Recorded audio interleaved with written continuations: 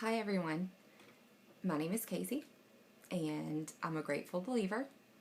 I struggle with people who base their actions solely on their emotions but do not act on their convictions, meaning that it is okay and accepted to complain or feel angry about their convictions, but taking actions is not something that is acted on. Commercialized sex is a very hot topic, along with controversy. People have very heated emotions. Before we get started, what I'd like for you to do is really think about your convictions on commercialized sex and prostitution and where they lie. Have a good strong point in your mind about where you stand on the topic of legalization. What would happen if your area legalized commercial sex? What you would do in that situation, how you would feel. And once you do that, we will go on to the next area.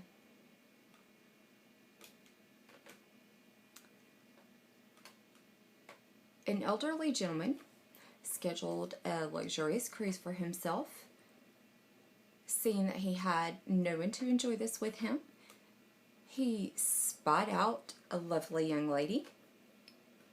In an attempt to have her join him, he offered her choice of diamonds and furs. This underprivileged young lady accepted his offer. This man, having a wonderful business mind, sat back and thought, if she'll do it for the diamonds and the furs. He asked her, well, how about $20? Would you go for $20? And the lady became indignant and she said, what do you think I am, a prostitute? The man said, well, we've already established that. Now we're just haggling over price. And he was right about that. So for the baseline of this speech, what we're going to do now is establish a definition for commercialized sex. Point 1, money exchanged between individuals for sexual acts. 2, individuals must be consenting adults. And 3, no third parties involved. When we talk about legalization, that is a term that refers to, based on the viewpoint of Kimberly Klinger, as explained in a 2003 article featured in The Humanist, a scholarly journal. It is a system of government regulation where prostitutes are licensed and required to work in specific ways. Most legalized systems are controlled by the police and they are subject to criminal codes. Laws regulate prostitutes' business. They also include health checks and registration of health status. All of that is great to know. So now we're talking about commercialized sex. Based on the legalization of that, where is commercialized sex legal? I've got a list of common countries that at least 50% of their region allows the commercialized sex. Argentina. Keep in mind, these are large populations. Argentina ranks with a population of 40.9 million. Belgium, 10.4 million. Italy with 52 million. Brazil, 198 million. Canada, 33. Chile, 16.6. Turkey, over 76 million. Mexico, 111. France, 64 million. These are some of the larger ones, and remember, 50% of the country at least allows areas of commercialized sex. Now we have these areas of decriminalization, and the difference is prostitution is not legal. However, if you're caught, there's no criminal penalty.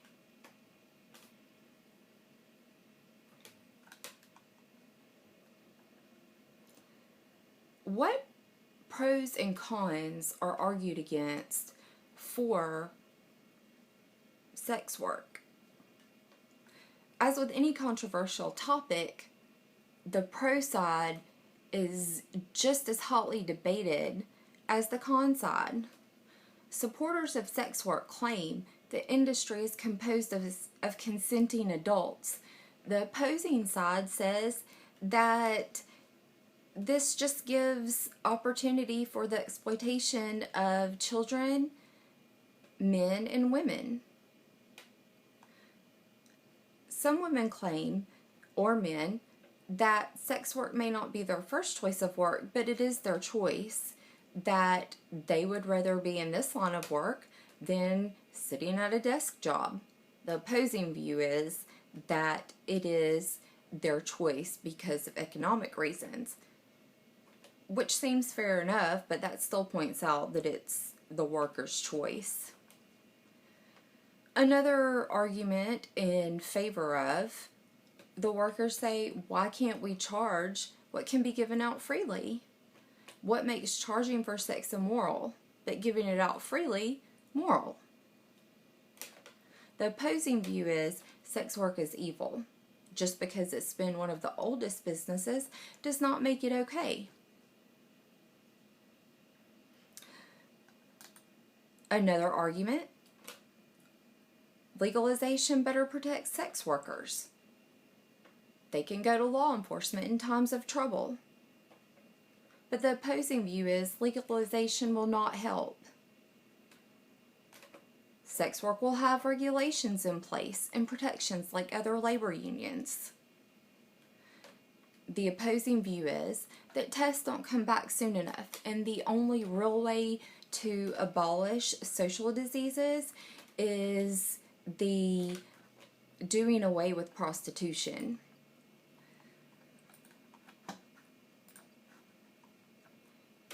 One of the arguments for prostitution is that rape would decrease by 25%. The argument against that is that rapes would just be covered up, and that prostitution in itself promotes rape.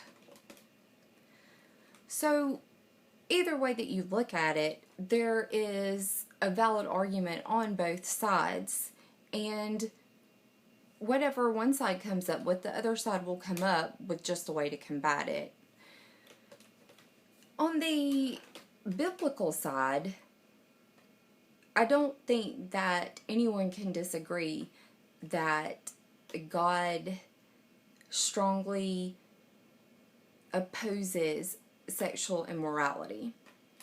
Script undoubtedly supports that sexual sin is odious to God.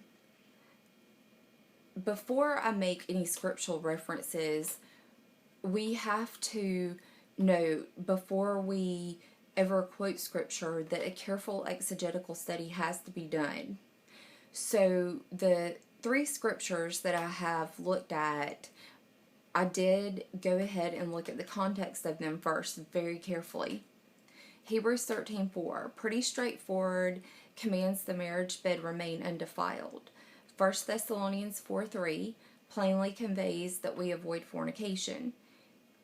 And Ephesians 5:3 states impurity does not fit Christians.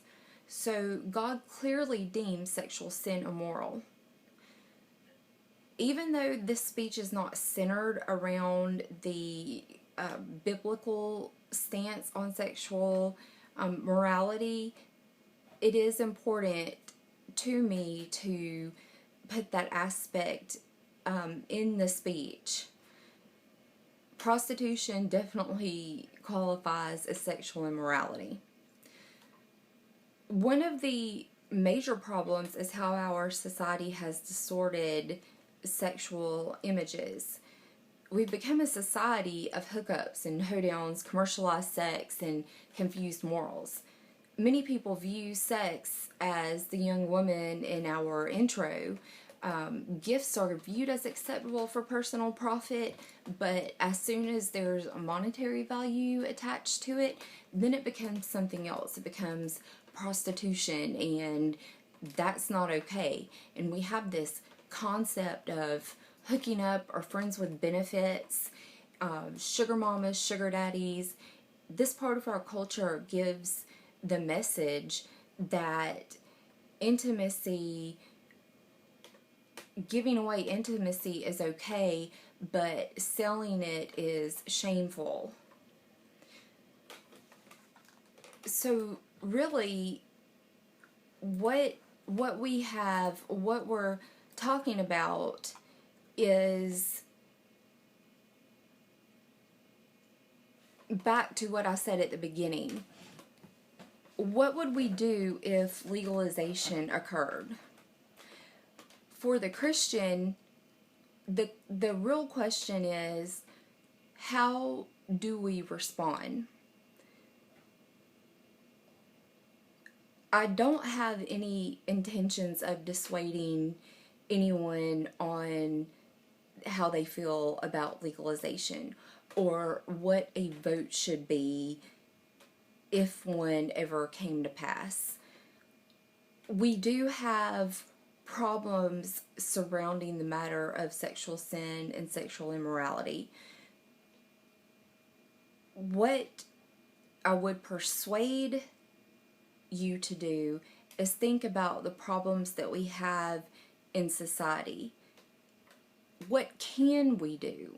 This is a heart matter and a head matter. We have an opportunity to make a positive impact with the emotions and the principles that we have.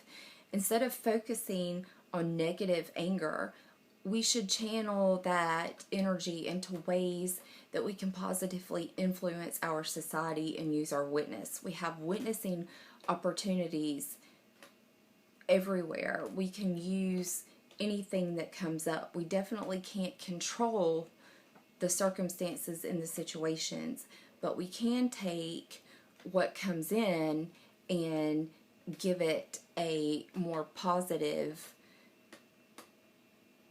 outcome.